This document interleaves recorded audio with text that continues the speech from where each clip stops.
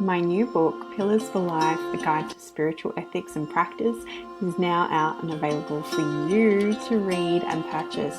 You can check out our website, willowhealing.org, to find a link, or you can find it on Amazon. We look forward to getting your feedback, and if you love it, please leave a review and share with your friends.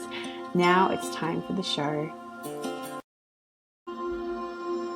Welcome to Willow Healing Matters, the podcast. We are so excited to have you joining us on this journey where we explore different ways to empower your soul, whether it's healing in your kitchen or all the way up in the corporate world. Come with us as we look into different ways to heal your mind, body, and soul.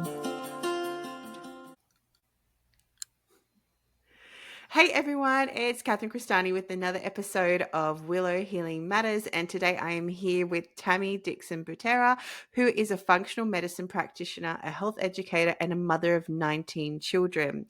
Dr. Tamie Dixon is a health and conscious mentor with over 40 years in clinical practice of chiropractic, acupuncture, and functional medicine.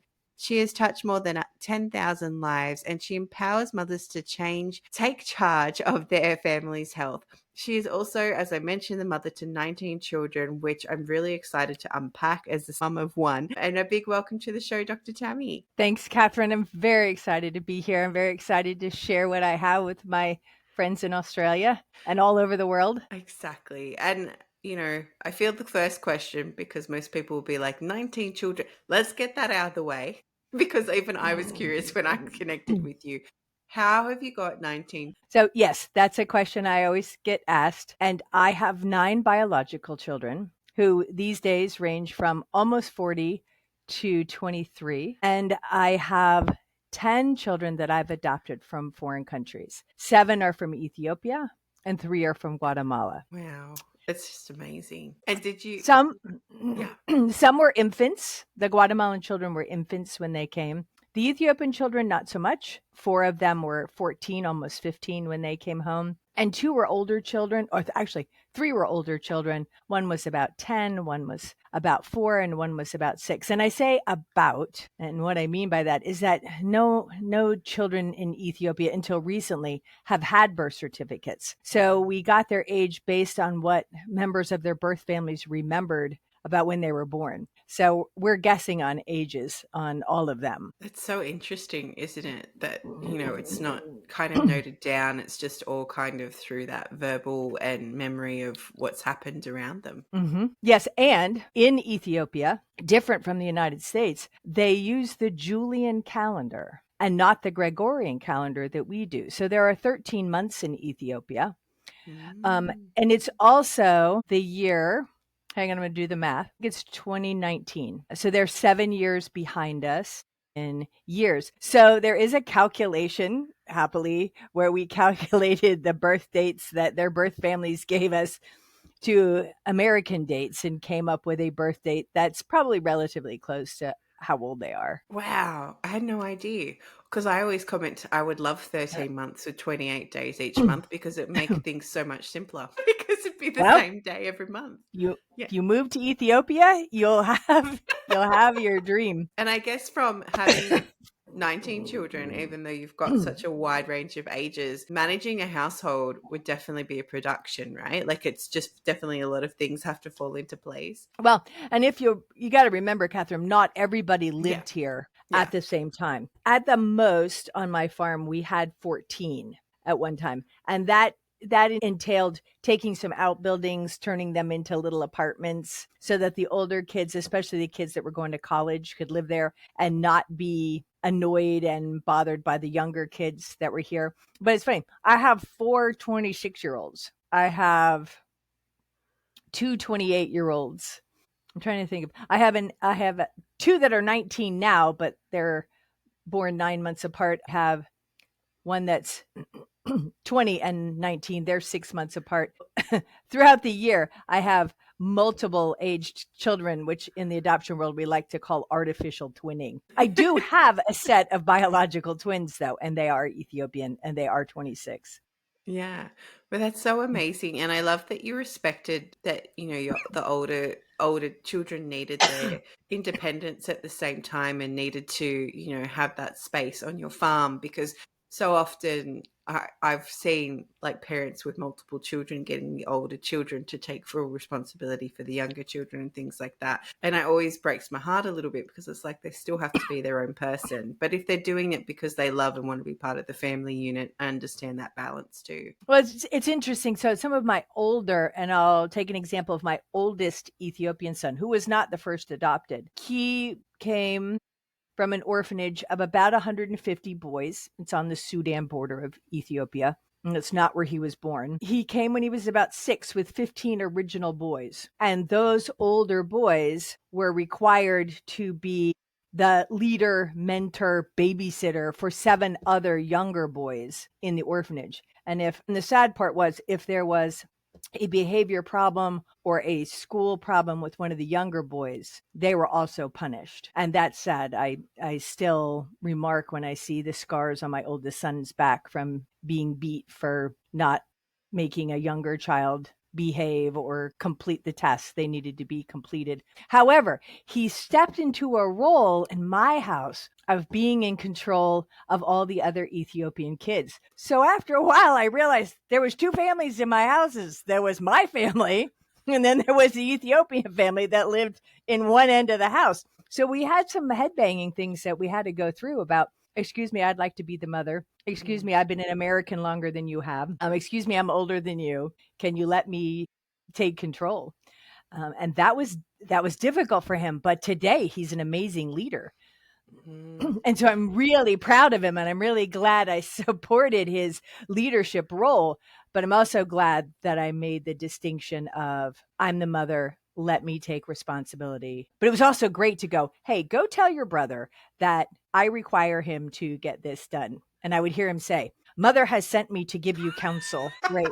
I love that. But I also love that you unpacked that responsibility from him, because that would be such a belief and a trauma that he would carry through, that he always had to be for everybody, right? Like, you can still have those leadership skills, but you still need some nurturing in the process too. So I love that you had that powerful conversation with him. Oh yeah. And sometimes it ended up in tears for both of us. We were taking a family vacation to the beach, and I had a rental house that slept 20. It had a kitchen.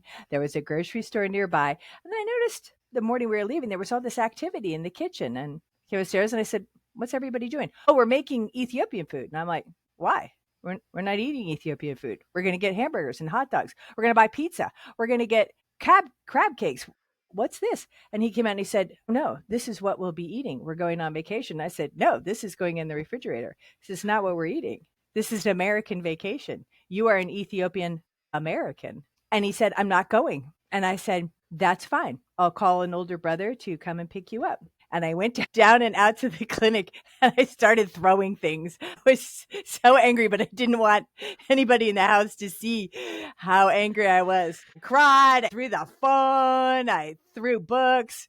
I composed myself and, reminded myself what in me is making me do this and what in me is making him do this.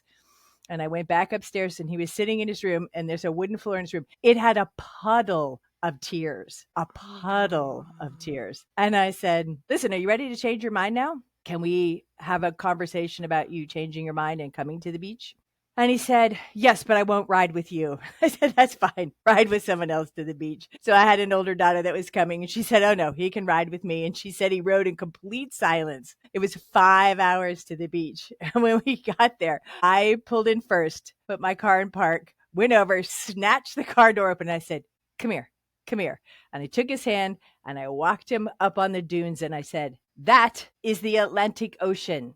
Do you want to know the next country it touches? Africa. That's all I wanted you to see. You can get in the car and go back home. And he was like, it's amazing. No, I'll stay. Great. I feel it's so important. Like, sometimes you do have to push back with children, right? Like when they challenge you like that. And especially, like, I've only got one, but it's that pushback of like, well, I'm going to say no. So my son the other day, he's like, can I do this? I said, well, actually, no, you can't. You haven't done this or this or this or this. Like, just his responsibilities, like look after his rabbit and things like that. And he's like, well, I'm going to say no to you. And I said, what are you saying no about? And he's like, and he didn't know, so he stormed off in a huff and shut the door. And I was like, okay. And exactly. And then I came back out an hour later and he just came up and he gave me a hug and he's like, I've done those things now. I said, okay, well, now you can go do that thing. And he's like, It because was as easy as that. it was as easy as that. But it's just, I feel there's this culture that's been coming through, especially my background's a speech language pathologist. So I've worked with kids for years. But there was this culture starting to come through where parents would be afraid to say no to their children or just say no or give in to their, I want to say tantrums or meltdowns, or whatever it might be. And even to the point where I'd have one client rang me, I still remember, it was years and years ago, and this parent rang me up and said, I asked them if they wanted to come to speech today and they said no. I was like, why would you ask them that? Like, why wouldn't you just say we're going to speech today? They're 3. Like, why are you asking them if they want to come or not? Like, we're just trying to give independence. It's like they're 3. They don't need independence yet. They need, structure and guidance and ways forward. So it's really interesting, that shift in family dynamic. So it's important when patients bring children in here that then refuse to participate and the parents are into gentle parenting. I remind them that the prefrontal cortex is the thinking part of the brain. The prefrontal cortex isn't fully developed until 25.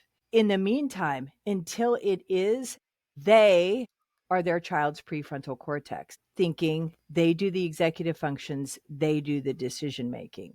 And when they understood biologically the child was not equipped and it was very unfair and made them very unsure running the family instead of having someone thinking for them, it turned their gentle parenting around to, I need to be making the choices.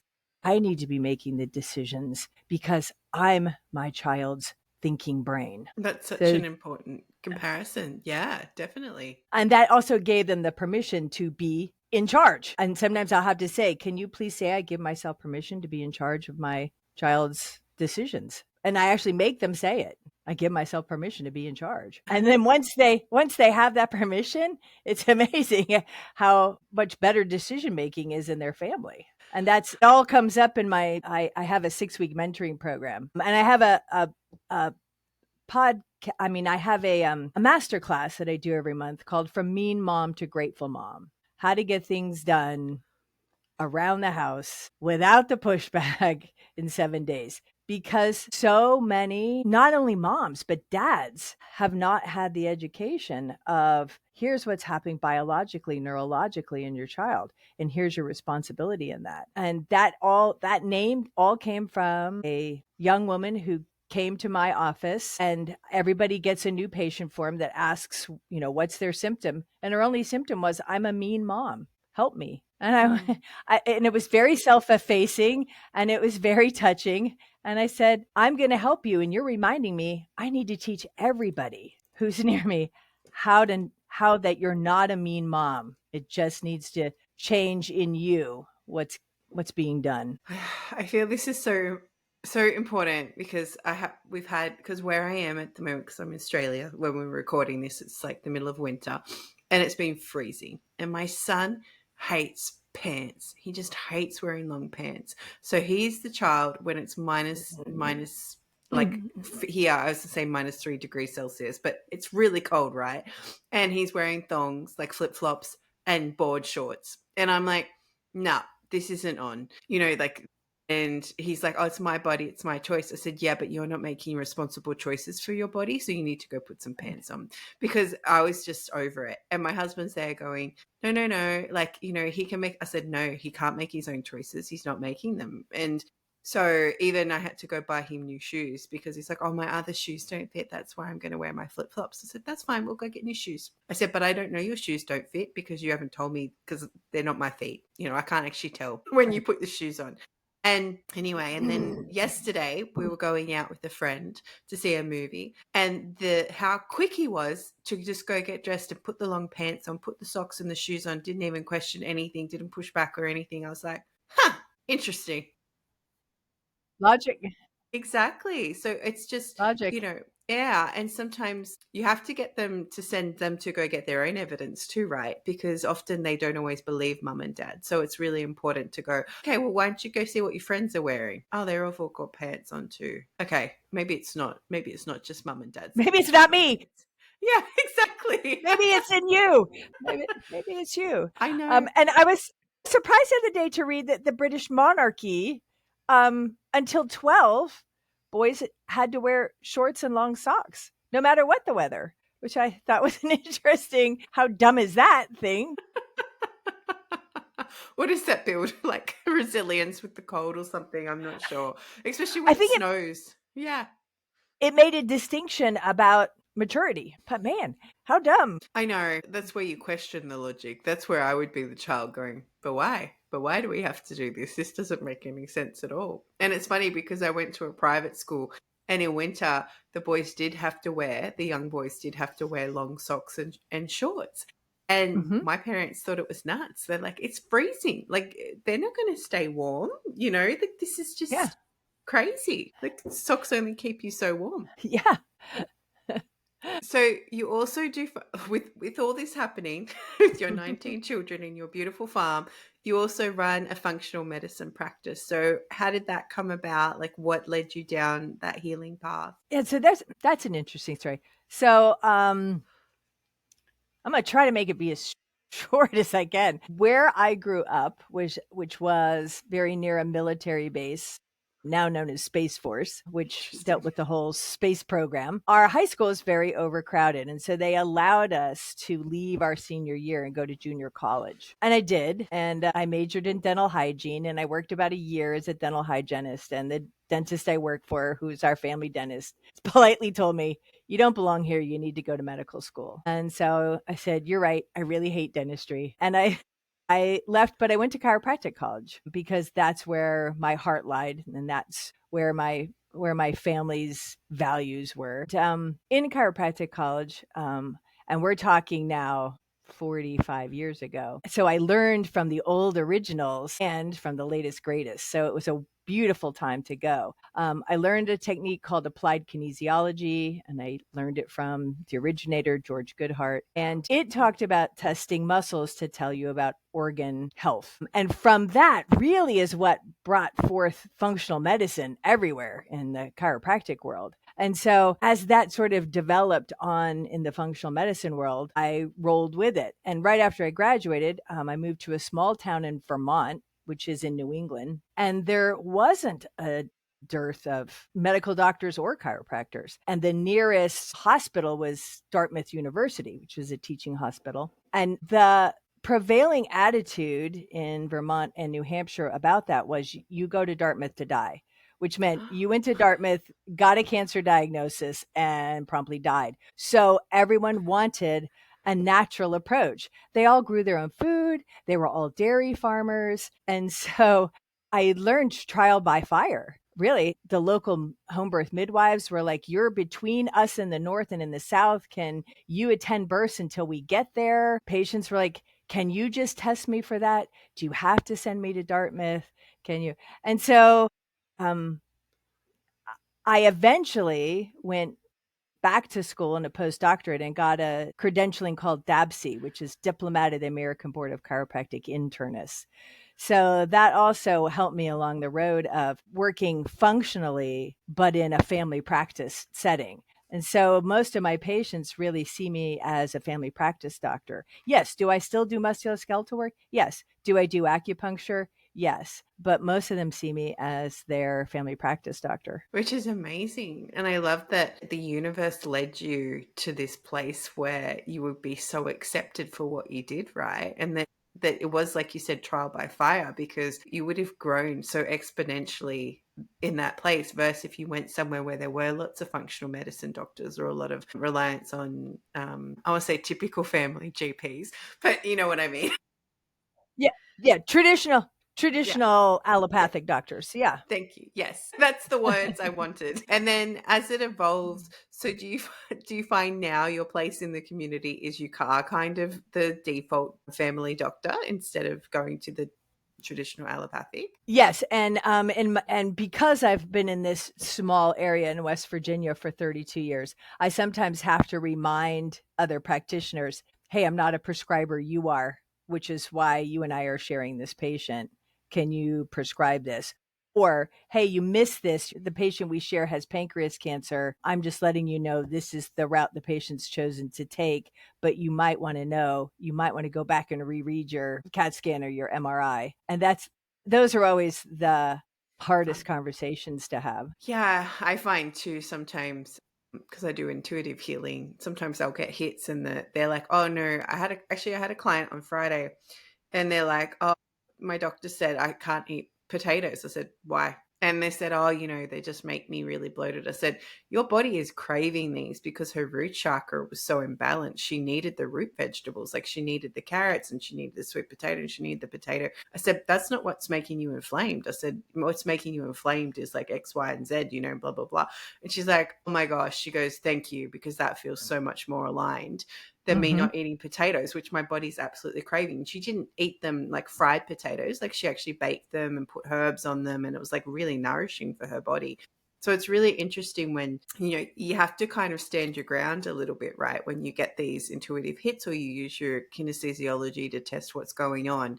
And then you get this pushback from allopathic doctors or things like that. And you're like, well, actually, this isn't right for their body, or this isn't right. Even as a person, this isn't right for my body, and really learning to trust that and honor that. And I use traditional lab work and MRIs and CTs, and I, have hormonal testing.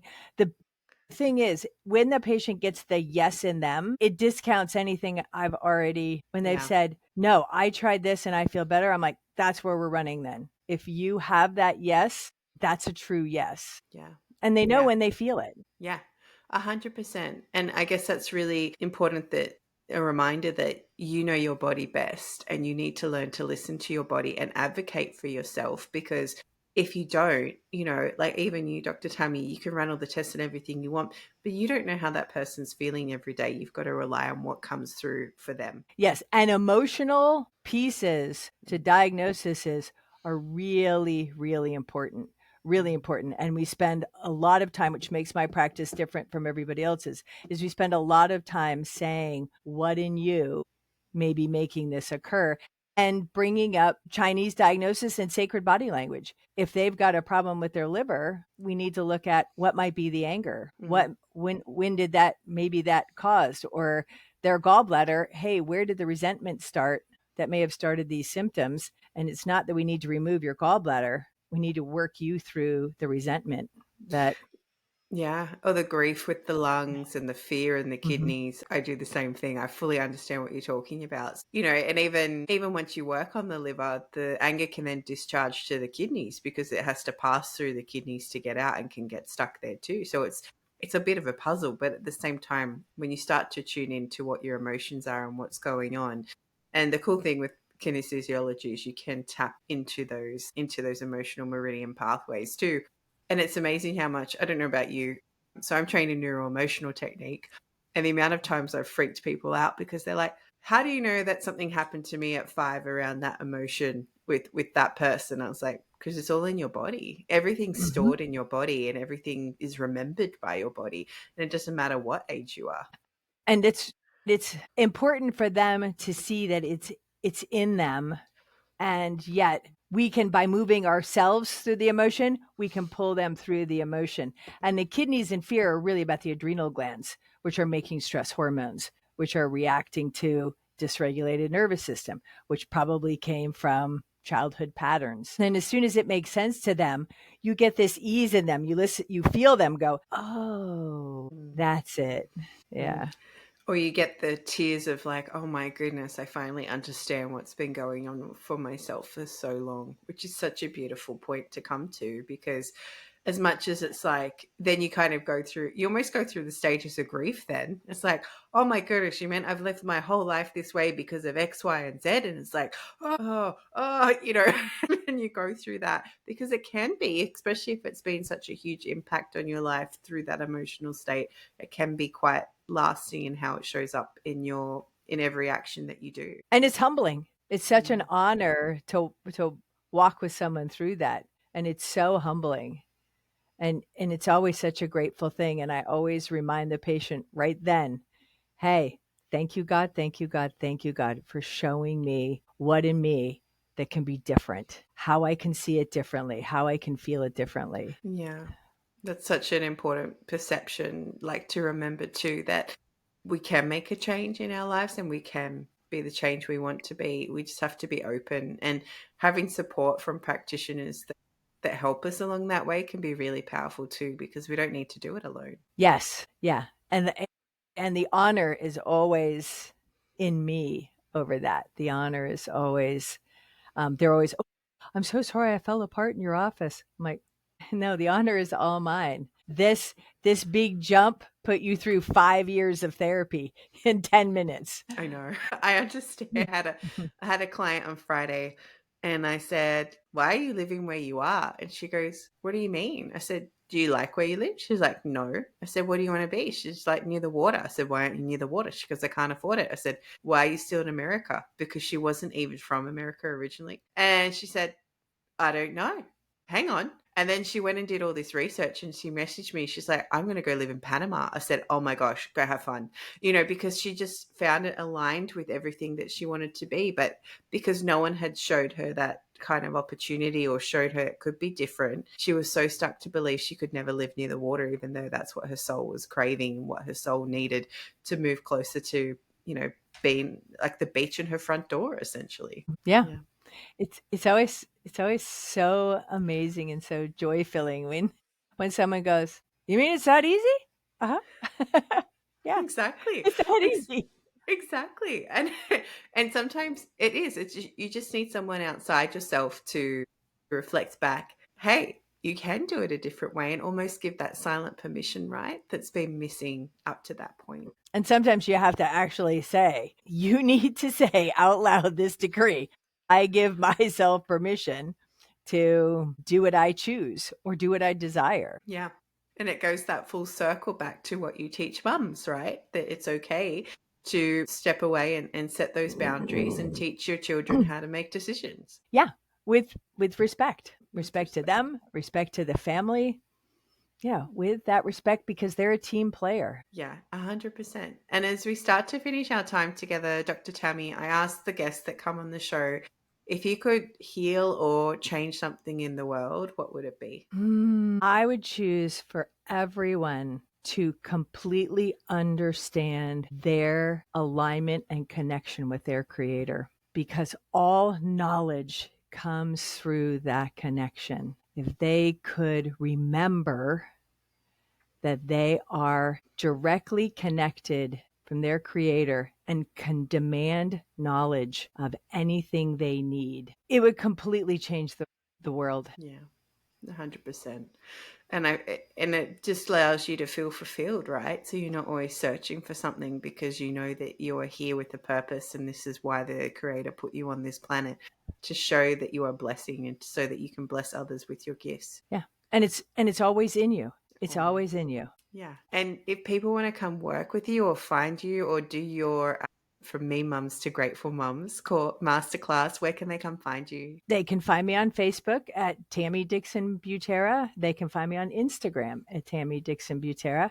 And they can find me on LinkedIn at Dr. Tamie Dixon Butera. Beautiful. I'll make sure to put those notes in the show notes as well, Dr. Tamie. And thank you so much for sharing your time with me and your wisdom and your journey with 19 children, and also how you share that with others to empower other mums to take charge again. Yeah. Thanks. It was a real pleasure and a lot of fun. Thank you for listening to Willow Healing Matters, the podcast. We have so much love and gratitude that you have taken the time out of your day to empower you on your healing journey. The views shared by the person being interviewed might not necessarily reflect that of the host and should be used at your own discernment. Trust what resonates for you and follow your heart and soul guidance. If you have any underlying medical conditions or mental health issues, please consult with your healthcare provider before pursuing any of the recommendations. Likewise, you can always contact the person being interviewed to find out more information. This can be found in the show notes. Remember to activate, align, heal, empower, and find love in everything that you do.